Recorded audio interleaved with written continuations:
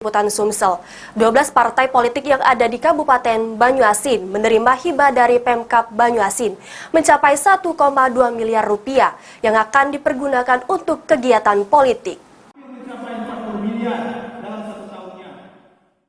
Sebanyak 12 partai politik di Kabupaten Banyuasin menerima dana bantuan keuangan dengan nilai 1, miliar rupiah.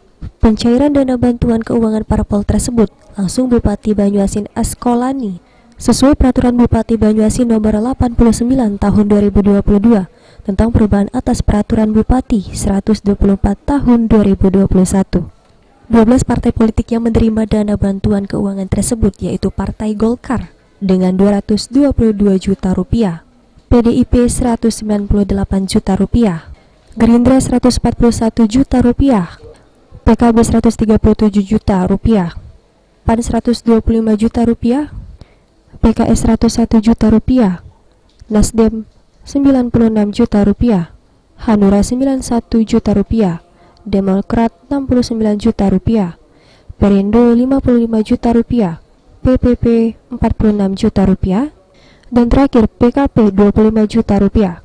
Sopian Perpada Kepala Sebangsol Banyuasin mengungkapkan, dana bantuan keuangan itu diperuntukkan untuk kegiatan partai politik seperti terjun ke lapangan dan lain sebagainya.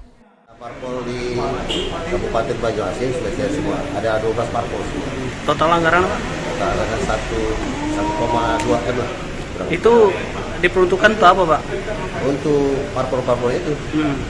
Dari dilihat dari suara-suaranya, berapa jumlah suara, dikalikan ada hitungannya. Dana itu dalam aturannya biasanya digunakan untuk apa, Pak? Untuk kegiatan parpol itu sendiri.